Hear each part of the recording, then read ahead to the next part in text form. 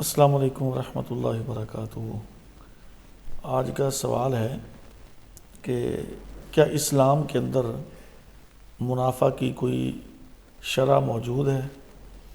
محترم بھائیو، اسلام نے تجارت کے جو اصول بتائے ہیں بڑے ہی عمدہ اور بڑے ہی پیارے وہ اصول ہیں۔ اگر ان کے اوپر چل کر تجارت کی جائے تو انشاءاللہ کوئی بھی آدمی نقصان نہیں اٹھائے گا، اور باقی نفع نقصان اللہ رب العالمین کے اختیار میں ہے۔ وہ جس کو چاہتا ہے نفع دیتا ہے، جس کو چاہتا ہے وہ نقصان کے ساتھ بھی آزماتا ہے۔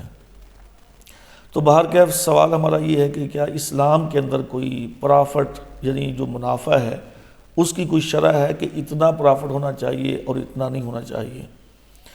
تو اس حوالے سے ایک حدیث عرض کر دیتا ہوں۔ سنن ابو داؤد اور جامع ترمذی کے اندر یہ روایت موجود ہے کہ ایک دفعہ مدینہ کے اندر کھانے پینے کی جو اشیاء ہیں ان کی قیمتیں بڑھ گئیں۔ تو صحابہ اکرام نے کہا کہ اللہ کے نبی صلی اللہ علیہ وسلم آپ ایسے کریں کہ اس پر آپ کوئی ایک ریٹ مقرر کر دیں تاکہ اسی ریٹ پر ہی جو ہے نا وہ اشیاء فروخت کی جائیں اور بیچی جائیں۔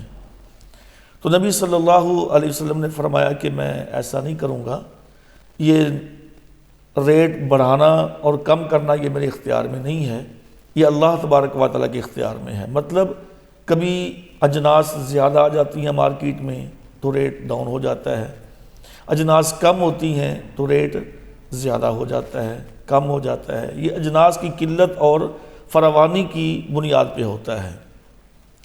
تو آپ نے فرمایا کہ میں نہیں چاہتا کہ ایسا کام کروں کہ کل اللہ تبارک و تعالیٰ کے ہاں کوئی آدمی مجھے یہ کہے کہ میں نے کسی کے مال پر کسی کا حق دلوایا یا کسی کا حق جتلوایا۔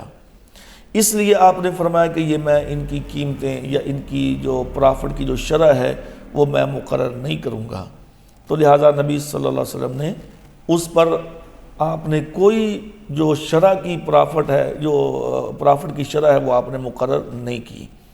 تو اس حدیث سے یہی ملتا ہے کہ اس پر جب نبی صلی اللہ علیہ وسلم نے کوئی پرافٹ وغیرہ جو ہے اس کی شرح مقرر نہیں کی تو ہم بھی اس پر کوئی شرح مقرر نہیں کر سکتے۔ ہاں اس پہ یہ ہے کہ لینے والا اور دینے والا وہ دونوں حالات کو مد نظر رکھتے ہوئے اور جس پر دونوں کا ایگریمنٹ ہو جائے، جس پہ دونوں فریق رضامندی کا اظہار کر لیں اسی چیز پر۔ لیکن اس میں یہ خیال کرنا چاہیے کہ مسلمان کے لیے جو مسلمان پر حق ہے وہ یہ ہے کہ ایک مسلمان اپنے دوسرے مسلمان بھائی کو جانی یا مالی نقصان نہیں پہنچائے گا، یعنی کہ وہ اتنا زیادہ بھی اس کے اوپر پرافٹ نہ لگائے کہ دوسرے پر بوجھ پڑے، اور اتنا کم بھی نہ لگائے کہ اس کو خود اپنے کو نقصان ہو جائے۔ تو لہٰذا اس کو نفع نقصان خود سمجھتے ہوئے انسان کو اپنی چیز کو وہ پرافٹ پہ دینا چاہیے، اور اس کی شریعت نے کوئی بھی پابندی یا اس کی کوئی بھی حد مقرر نہیں کی۔